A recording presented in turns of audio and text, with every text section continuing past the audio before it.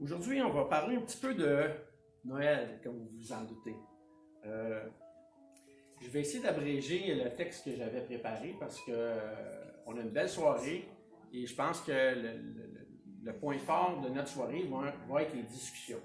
Donc, je vais faire un préambule et par la suite, on va aller lire un texte dans Luc 2. Quand on pense à Noël, on pense souvent à des souvenirs. Hein? On pense à la famille, à l'unité, l'entraide, une table bien garnie, une atmosphère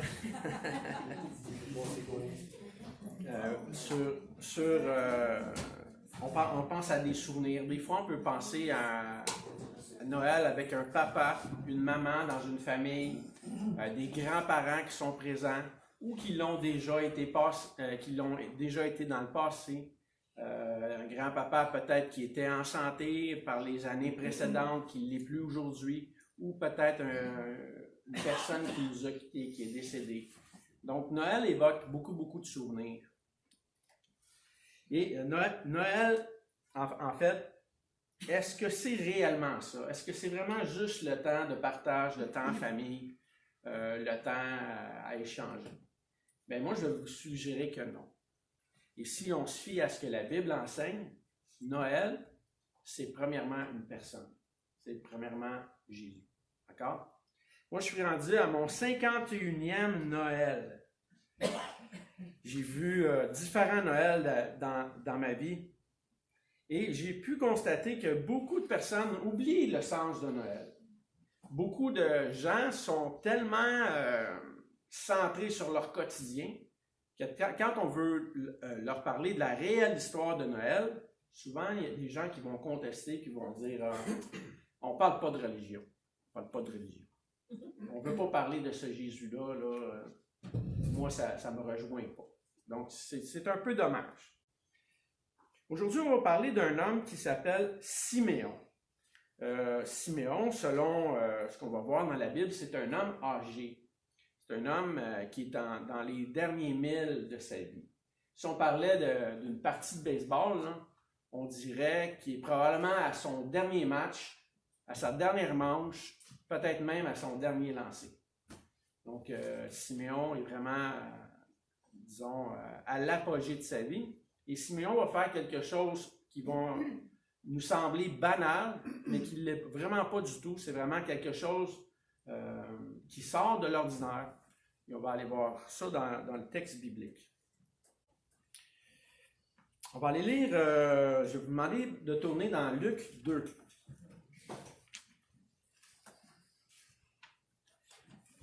Tantôt, Bessie a parlé en préambule de l'Israël de Dieu. Pour ceux qui ne sont pas familiers avec ce terme-là, l'Israël de Dieu fait référence à ceux qui ont la foi, ceux qui croient au Seigneur Jésus. Le temps de Noël, c'est vraiment ça, c'est de célébrer la naissance d'un être extraordinaire, un enfant qui était annoncé, qui avait été annoncé par les prophètes dans l'Ancien Testament, qui était pour être un enfant qui était pour se démarquer de tous les enfants, un enfant qui serait sans péché et qui viendrait mourir. Vous allez me dire, un enfant qui vient mourir, il n'y a rien d'extraordinaire là-dedans. Là. Tout le monde vient mourir, on va tous mourir un jour. Oui, certainement. Sauf que cet enfant-là, il était annoncé pour être celui qui était pour mourir pour les péchés de tous les hommes, principalement de ceux qui étaient pour croire. Et cet enfant-là, on avait dit qu'il était aussi pour ressusciter. Qu'est-ce que ça change en fait que cet enfant ressuscite ou qu'il ne ressuscite pas? Mais en fait, si cet enfant-là ne ressuscite pas, il n'y a pas d'espoir pour aucun homme. Mais parce qu'il ressuscite, son histoire vient vraiment changer la donne. D'accord? Beaucoup de personnes pourraient dire, oui, moi aussi je meurs pour les péchés de tous les hommes. Sauf que lui, à cause de sa résurrection, ça nous montre vraiment quelque chose de très différent et un espoir possible après cette vie. Donc, allons voir le texte de Luc 2. On va aller voir à partir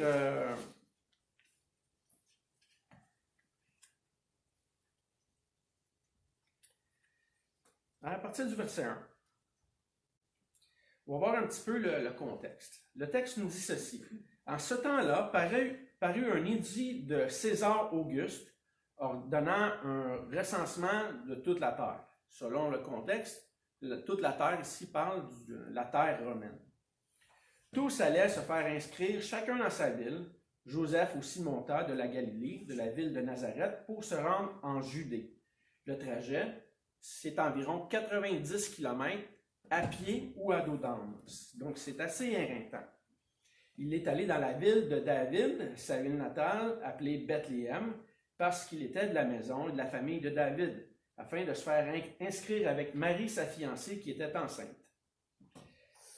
L'homme qu'on va voir tantôt, Siméon, lui aussi dans la même époque, dut aussi aller se faire enregistrer, aller pour le recensement.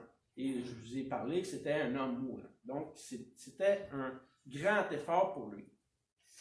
On continue. Au verset 6. Pendant que Joseph et Marie étaient là pour le recensement, le temps où Marie devait accoucher arriva. Elle enfanta son premier-né, son premier fils. Elle l'emmaillota et le coucha dans une crèche parce qu'il n'y avait pas de place pour eux dans l'hôtellerie. Donc, ils sont dans un endroit de fortune, vraiment pas un endroit luxueux, vraiment dans un endroit très, très humble. Verset 8.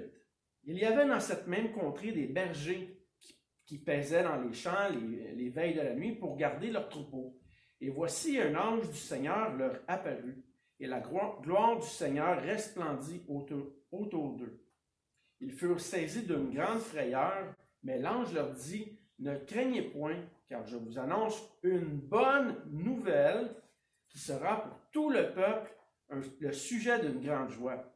C'est qu'aujourd'hui, dans la ville de David, comme Marc a chanté tout à l'heure, il vous est né un sauveur, qui est le Christ, le Seigneur. » Si on s'arrête juste ici à ce passage-là, il y a des termes qui nous semblent difficiles à nous, ici peut-être au Québec, vu, disons, notre méconnaissance du judaïsme. Christ, Sauveur, Seigneur. Qu'est-ce que ça implique en tant que tel? Messie. Qu'est-ce que ça veut dire, Messie? Ah, Alex, vas-y. Messie, ça vient comme Dieu ou Jésus. Ouais. Sauveur. Une autre réponse? Est-ce que c'est celui qui sauve? C'est possible? Oui, on peut dire que c'est celui qui sauve. Oui. C'est le messager de la bonne nouvelle. Ah oui. C'est la bonne nouvelle, OK. C'est toutes des bonnes réponses.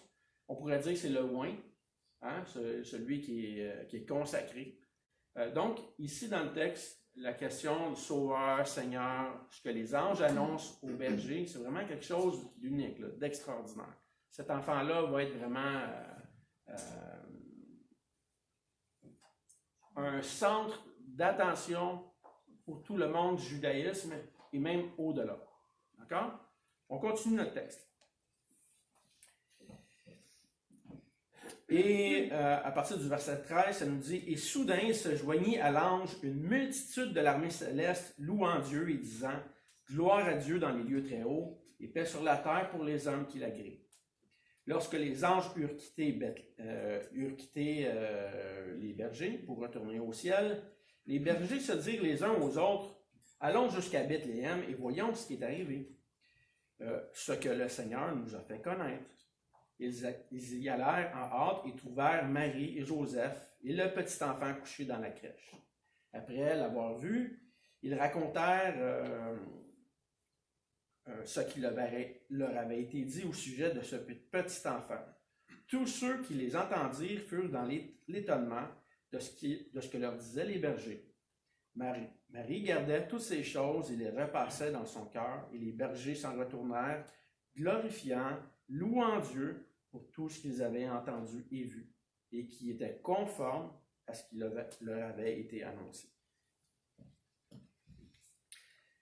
Si vous aviez été les bergers, là, si vous aviez eu des anges qui s'étaient présentés devant vous pour vous dire « Voici, vient le Messie, le Sauveur, le Seigneur », et qu'en plus, ce Messie était à quelques pas d'où vous étiez.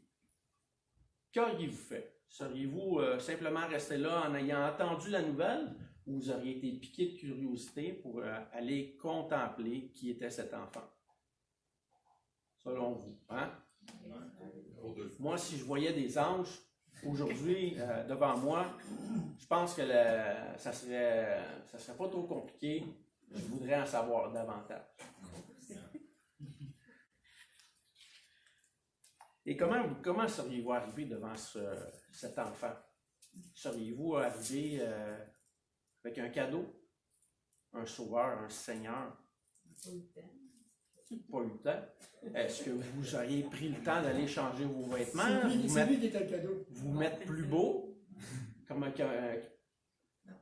Peut-être que votre réaction n'aurait pas été la même que celle des bergers. Est-ce que cet enfant-là méritait un cadeau? Est-ce qu'il méritait au minimum notre attention et notre intérêt? Pensez-vous que tous les gens aujourd'hui portent intérêt à cet enfant-là?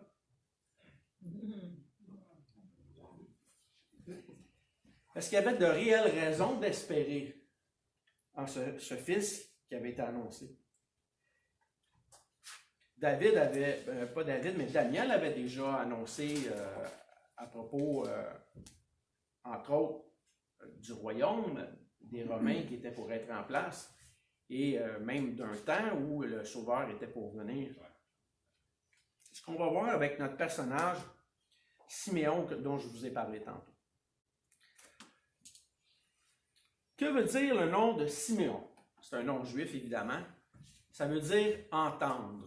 La première mention qu'on trouve de Siméon dans la Bible, c'est dans Genèse 29, 33. Le verbe utilisé veut dire « shama » en hébreu. C'est vraiment « entendre ». C'est vraiment ce que veut dire son nom. Entendre, ça peut être quelque chose qui ne demande aucun effort. Si vous entendez un son, vous entendez. Mais entendre, c'est peut-être aussi porter attention à quelque chose, hein, manifester un intérêt. Toujours dans notre texte de Luc 10, au verset 21, le texte nous dit ceci. Le 8e jour, et souvenez-vous, je vous ai dit tantôt que Siméon avait lui aussi dû aller se faire recenser. Le 8e jour auquel l'enfant devait être circoncis était arrivé et on lui donna le nom de Jésus. Pourquoi la circoncision? Bien, Dieu avait déjà commandé dans l'Ancienne Alliance que les enfants morts, premiers-nés, devaient se faire circoncire. Et la circoncision devait être celle qui reflétait l'état du cœur. Le cœur qui devait être circoncis, ou le cœur qui devait croire. Okay? Donc, cet enfant-là doit impérativement se faire circoncire, mais le but, ce n'est pas simplement une circoncision physique. Le but, c'est vraiment que le cœur soit éventuellement touché. Donc, le 8e jour auquel l'enfant devait être circoncis était arrivé et on lui donna le nom de Jésus. Nom qu'avait indiqué l'ange avant qu'il fût conçu dans le sein de sa mère. Et quand les jours de leur purification furent accomplis selon la loi de Moïse, Joseph et Marie le portèrent à Jérusalem pour le présenter au Seigneur, suivant ce qui était écrit dans la loi du Seigneur. Tout mâle premier-né sera consacré au Seigneur et pour offrir en sacrifice 2 tourterelles et 2 jeunes pigeons, comme cela est prescrit dans la loi. Et voici, il y avait à Jérusalem un homme appelé Siméon. Cet homme était juste et pieux. Il attendait la consolation d'Israël et l'Esprit Saint était sur lui. Pour que l'Esprit Saint soit sur Siméon, il fallait que Siméon soit obéissant au Seigneur et qu'il soit aussi avisé, qu'il sache ce que Dieu avait déjà annoncé par rapport à cet enfant-là. Sinon, il ne se serait pas présenté. Verset 26. Il avait été divinement averti par le Saint-Esprit qu'il ne mourrait point avant d'avoir vu le Christ du Seigneur. Il vint au temple, poussé par l'Esprit, et comme les parents apportaient le petit enfant Jésus pour accomplir à son égard ce qu'ordonnait la loi, il le reçut dans ses bras, bénit Dieu et dit, Maintenant, Seigneur, tu laisses ton serviteur s'en aller en paix, selon ta parole, car mes yeux ont vu ton salut que tu as préparé devant tous les peuples, lumière pour éclairer les nations et gloire d'Israël, ton peuple. Son père et sa mère étaient dans l'admiration des choses qu'on disait de lui, qu'on disait de cet enfant. Donc la déclaration de Siméon ici est spectaculaire. C'est pas banal. Siméon a attendu toute sa vie. Il a cherché avec instance la volonté de Dieu. Il reconnaissait qu'il était un pécheur et que cet enfant-là était son sauveur. Imaginez-vous, là, un homme pieux, le texte nous dit, un homme pieux qui cherche la vérité durant toute son existence et qui soupire après la venue de cet enfant-là juste avant de décéder. C'est pas quelque chose de commun. Je connais très peu de personnes qui ont agi dans leur vie comme Siméon, à chercher qui était leur sauveur. Mm-hmm. Et reconnaître en même temps que cet enfant-là serait celui qui sauverait. Siméon bénit la famille et il affirme aussi dans la suite du texte que cet enfant-là va être un sujet de division pour ceux qui refuseraient de croire en lui et en même temps un sujet de relèvement pour le bonheur de ceux qui cherchent la vérité.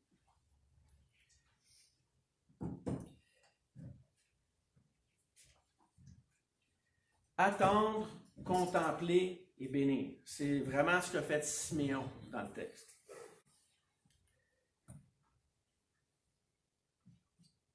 Siméon a repassé les faits les plus et les moins importants dans sa mémoire, tout ce qu'il a vécu, même les moments les plus lointains, jusqu'au point où il ne faisait aucun doute que cet enfant non seulement était son sauveur personnel, mais l'homme à qui ferait face toute l'humanité pour un jugement. Soit Siméon était sauvé par ce Jésus, ce petit enfant, soit il était condamné sans lui. Toute sa vie, Siméon s'est assuré de ne pas se tromper. Il attendait cette bonne nouvelle, ce roi humble, il en avait désespérément besoin. Toute sa vie en dépendait.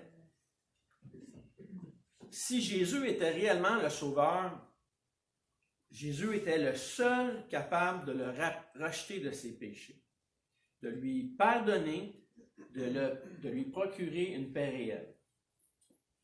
On peut se dire, ah oui, ça c'est Siméon. Mais qu'est-ce qu'il en est pour nous? Siméon affirme que cet enfant-là n'est non seulement son sauveur, mais qu'il est aussi le sauveur de toute l'humanité. Votre sauveur à vous, et mon sauveur à moi aussi en même temps. Comment on se positionne par rapport à cet enfant-là? Si on ne reconnaît pas qu'on est pécheur, il est impossible que cet enfant-là soit notre sauveur. Il est impossible qu'il soit notre Seigneur, notre Dieu.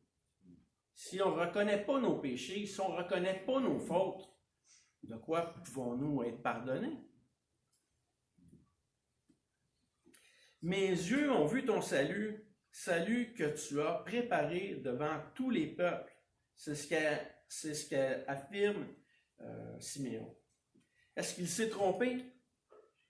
Est-ce qu'il a réellement vu qui était Jésus, qui était cet enfant nouveau-né? Est-ce qu'il a réellement reconnu toute la valeur de ce que les anges venaient de lui attester? Tout ce que les prophètes avaient déjà annoncé. Comme un cadeau, Siméon ne reçoit pas seulement Jésus comme étant le roi des Juifs, mais comme étant le sauveur possible de toute la terre. Des Russes, des Roumains, des Grecs, des Ukrainiens, des Arabes, des Syriens, des hommes de toutes les nations, même de toutes les nations actuelles sur la terre, non seulement les peuples en son temps, tous les hommes depuis le début de l'humanité. Noël, on peut se dire, oui, c'est une tradition moderne. Plusieurs vont agrémenter Noël de choses facultatives qui dénaturent qu'est-ce qui est réellement Noël. Les gens vont parler de lutin, d'un Mère Noël, d'un monsieur qui a une grosse bédaine qui descend dans toutes les cheminées du monde pour manger des biscuits. Et ça pourrait continuer, là. On dénature réellement la réelle histoire de Noël.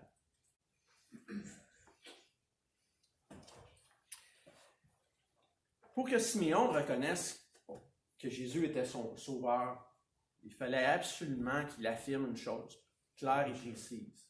Tous ont péché et sont privés de la gloire de Dieu. Lui-même inclus. Jésus ne peut pas être notre sauveur si on ne reconnaît pas qu'on a péché, qu'on est fautif devant Dieu, qu'on n'est pas parfait, qu'on désobéit à ses commandements. Et la notion de Noël remonte déjà au Jardin d'Éden. En Genèse 3, la promesse avait été faite qu'un fils viendrait, qu'il serait celui qui vengerait même le péché d'Adam et par qui les hommes pouvaient être pardonnés. Donc ça remonte loin, là, Noël. Là. C'est pas seulement une question des anges qui annoncent un certain fait, là, des anges qui descendent du ciel soudainement il y a 2000 ans. Noël remonte beaucoup plus longtemps avant ça. Ça a même touché le peuple en Égypte, le peuple juif qui était en esclavage. Si vous vous souvenez, avec le repas de la Pâque, déjà on annonçait le Fils qui était pour venir. La deuxième chose que devait aussi annoncer Siméon, en affirmant que Jésus était le Sauveur, c'est que Dieu a tant aimé le monde qu'il a donné son Fils unique, afin que quiconque croit en lui ne périsse pas, mais qu'il ait la vie éternelle. Ce passage-là que je viens de vous citer se retrouve dans Jean 3. C'est après même ce qu'a vécu Siméon. Mais ça ne change pas le fait que c'est ce que Dieu a fait en envoyant cet enfant-là. Jésus, c'est l'espoir, la délivrance, le rappel de promesses faites aux premiers hommes, une communion avec Dieu lui-même venu pour libérer. Aujourd'hui, on va dire, on est en 2022, là. C'est un jour nouveau, une nouvelle époque. C'est pas comme avant. On est dans un monde moderne. Mais je ne sais pas pour vous, là, mais moi je sais que je suis pécheur. Puis c'est pas parce qu'on est en 2022 que ça peut changer. Je ne connais même personne sur Terre qui n'est pas un pécheur. Personne. Je n'en ai jamais connu. Le meilleur des hommes que j'ai connus sur Terre était un grand pécheur. Donc, on a tous besoin du rappel que Jésus est notre seul sauveur possible. Jésus a été envoyé pour les affligés, les humbles, les misérables, les opprimés, les désespérés. Vous vous dites peut-être, oui, mais ça, c'est pas moi, là, moi, je suis pas comme ça. Mais si vous ne vous reconnaissez pas comme ça, c'est pas possible que vous soyez sauvés. Donc, on doit reconnaître notre état fautif devant Dieu, reconnaître qu'on a besoin de ce sauveur-là pour être pardonné et réconcilié. Noël, c'est une excellente nouvelle, une belle nouvelle disponible pour tous, pour tous les hommes. Mais cette bonne nouvelle-là implique aussi une décision. Martin Luther King a dit un jour, « Nous devons apprendre à vivre ensemble comme des frères. Sinon, nous allons tous mourir comme des idiots. » Non, mais c'est vrai, pensez-y, là. Si on n'essaye pas ensemble de vivre comme des frères, notre vie va être vraiment misérable. Mais si on n'apprend pas non plus à reconnaître que Jésus est notre sauveur, on va vivre encore comme des idiots, puis on va juste mourir dans le malheur. On a vraiment besoin de ce sauveur-là. Vraiment besoin de ce sauveur. Noël, c'est l'action de Dieu qui envoie Jésus. Puis c'est une preuve de son amour véritable.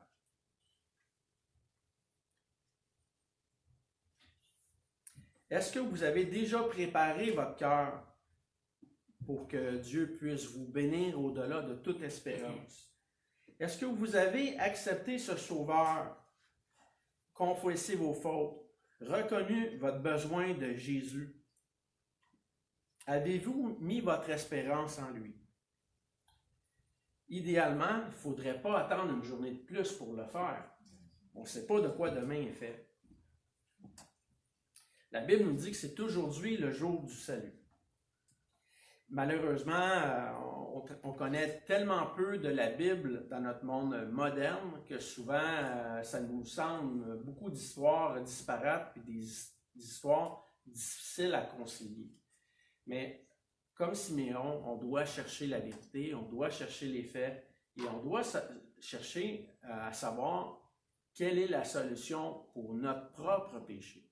Donc, ce que Dieu donne comme solution à toute l'humanité, c'est ce Sauveur-là, ce Sauveur, ce Seigneur, le Jésus qu'on voit dans la crèche et qui va venir éventuellement dans l'histoire mourir pour les péchés. La bonne nouvelle, c'est que tous peuvent être pardonnés. Donc, les anges ont dit que c'était le sujet d'une grande joie. C'est réellement le sujet d'une grande joie. Une grande joie qui peut être la vôtre et qui doit être la vôtre. C'est notre seul espoir. Si les anges se réjouissent, eux qui en fait n'en ont pas besoin pour être pardonnés, étant parfaits, on devrait prendre vraiment au sérieux ce qu'ils annoncent, même à ces bergers-là, et reconnaître que Jésus est vraiment le sujet d'une grande joie. Marc a chanté un petit peu plus tôt, « Admirable conseiller, Dieu puissant, Père éternel ». D'autres passages vont parler de prince de la paix. Je vous encourage à chercher la paix dans ce Jésus-là. Reconnaître que vous êtes pécheur et que vous avez vraiment besoin de ce Sauveur-là. Moi, le jour où j'ai confessé ça, ça a complètement changé ma vie. Ça a changé ma façon de vivre, ma façon de voir les choses. Ça a changé mes actions, mes paroles. Donc, le Seigneur veut vraiment quelque chose de nouveau pour nous, quelque chose de bénissant qui nous mène à l'éternité. Mets ton espoir au bon endroit. Ce serait le conseil de Siméon, l'homme qui a entendu et qui a attendu. D'accord? Que Dieu vous bénisse. Je vous souhaite à tous un bon souper. Si vous avez des questions sur ce qu'on a vu là, rapidement, j'ai abrégé mon message, mais si vous avez des questions, ça va me faire plaisir d'en discuter avec vous. Et répandez le mot. Hein? Jésus, c'est vraiment un sujet de joie pour tous les hommes. Et le sujet principal qui devrait fonder notre foi. D'accord?